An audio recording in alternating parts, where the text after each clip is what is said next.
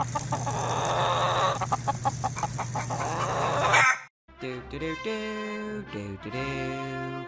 Do do do do do do do do do do do. That's right, we're taking a look at one of the greatest film trilogies of all time. And before you say there's a fourth film, it isn't in this game, so it's not real. Take it away, me.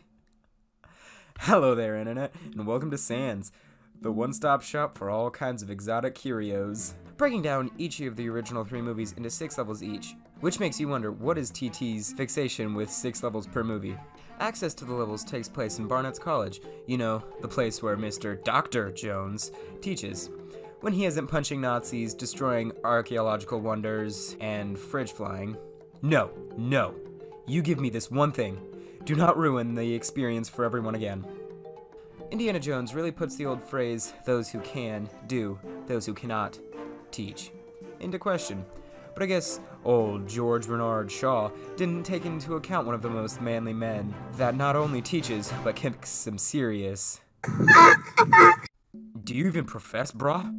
We follow this Han Solo type along his hilarious misadventures through deserts, forests, deserts, inner cities, deserts, caves, and more deserts. All with that lovely Lego twist. Building your way from one treasure to the next, BT and the W's, not the Minikit equivalent you collect 10 of in each level, but the artifacts that are seen in the movies, like the Holy Grail, the Ark of the Covenant, and this little rubber ducky. Along the way you will fight baddies, build stud-spewing statues, and punch those previously mentioned Nazis, and don't worry about the violence, because not only is it cartoon violence, but Nazis aren't real people. With each installment as Indy, you will pick up a new flavor of babe. Starting the game off in the opening scenes of Raiders of the Lost Ark, telling that we are playing the games in the order of release. For those who are asking, in what other order could you possibly play the Indiana Jones film trilogy? I'm not referring to that convoluted machete order where you skip episode 1. You know, I heard this way of watching the movies called the machete order, where you watch episodes 4 and 5, then skip episode 1, watch 2 and 3 as a flashback, and then finish with 6. Stop with all the Phantom Menace hate. Okay, maybe a little hate. No, I'm talking about the chronological order of events in the films. On the timeline that goes Temple of Doom, Raiders of the Lost Ark, and The Last Crusade. I don't know about any of you out there, but that has always thrown me for a loop. Why did they have to be in a switched around order? Couldn't it just be in the order that the movies were released? Why didn't the films make it much more clear? I don't know. Do you? Probably not. If you do, please enlighten me in the comments. After escaping with your life from the natives, making your way to the Ark, fighting through Doom, Mount Doom that is, and going on the crusade to end all crusades. Sorry, 1095 through 1291 crusades, you didn't quite make the cut. When I originally played LEGO Indiana Jones, The Original Adventures, it wasn't on the most powerful console. I'm not talking about playing on an Xbox 360 instead of a PC, or a PlayStation 2 and not a PlayStation 3. No, I played it on the DS Lite. You know, that little blurb of a time before the 3DS, or even the DSi. As you might have guessed, this game isn't on par with the likes of the Wii version. I only dabbled in the big boy version of the game years later. I needed to take a serious replay of this game, and replay this game I did. I remember the version on the DS being really fun as I cheesed my way through all the levels as the guy with the rocket launcher. But playing on the Xbox was a much different ballgame. Rather, a much more enjoyable ballgame that doesn't involve many balls, or physical activity. Unless you're one of those people that gets really into games. Usually we don't compare the normal duration of a LEGO game and the light version on any handheld system. Beyond the fact that they usually share the same name, they are 2 entirely different games.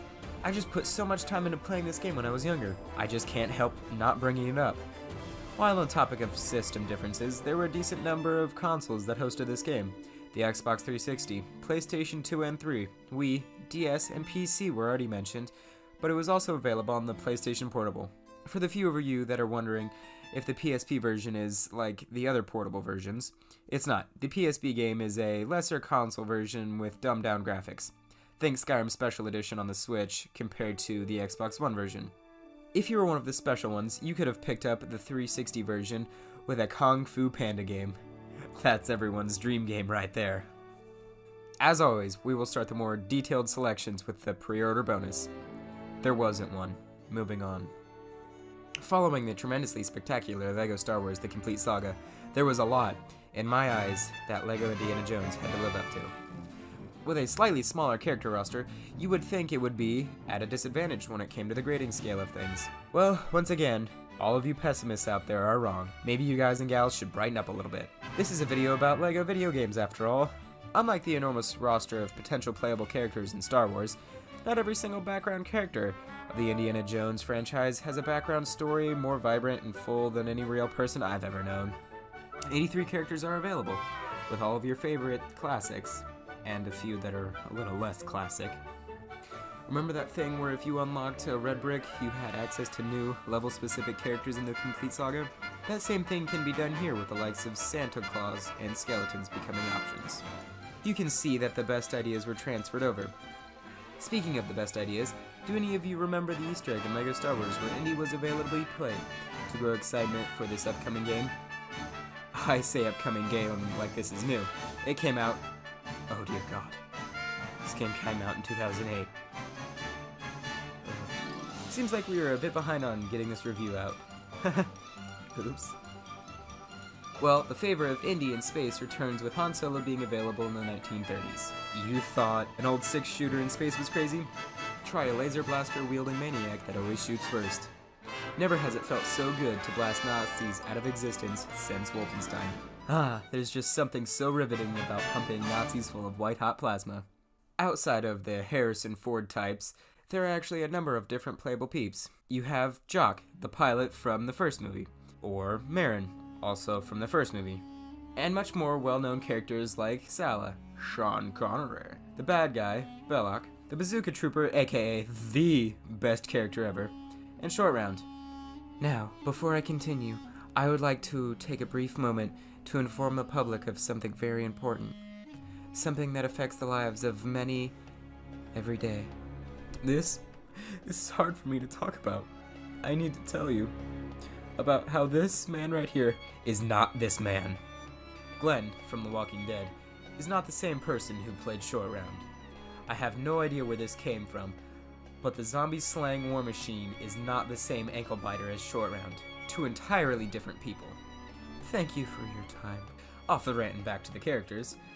There seemingly isn't an enormous lot of available people to choose from because of that aforementioned lack of a list. We did end up with a lot of soldier types in here, but it is okay because they have different uniforms, and some even have a variety of weapons. When taking that into consideration with a character creator, you do get a huge assortment of different things to choose from.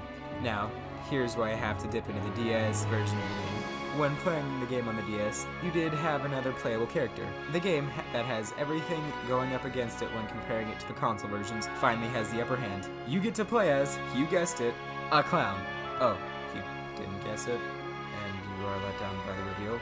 Now you know how I feel about not getting to play as this guy. Minikits in this game are replaced by artifacts.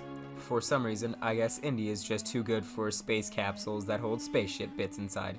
That was also a just too good reference snuck in there. You guys should check him out. He has a lot of great LEGO content. His page will be in a tag at the end of this video. Instead of the game containing golden bricks, which unlock new levels, Indiana Jones has artifacts that do. When collecting all the artifacts in a movie, a level corresponding to that movie is unlocked. Raiders unlocks a young Indy level, Doom unlocks a mission in the Lost City, and The Last Crusade gives access to the warehouse. With the exclusion of gold bricks in this game, there's less to unlock. Depending on how you look at it, that could be good or bad. Bad because there are less things to do and less things to unlock. Good because filling out that sweet 100% is so much easier. Going over these games has felt like treading old ground. It feels so similar, yet at the same time, it feels harder. I know that sounds crazy to say, but think about it. If you were a kid when you played these games, you spent hours of your time just playing and laughing at all the goofy cutscenes.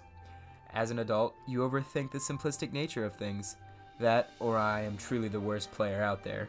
You be the judge. So you may be asking, what's the score? We have top men working on it now. Who? Top men.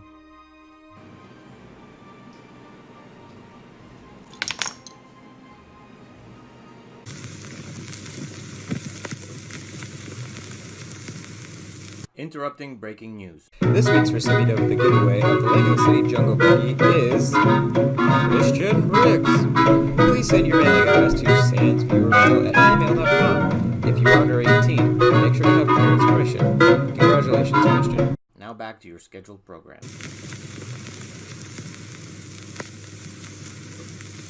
Hey, thanks for watching. I bet you're glad X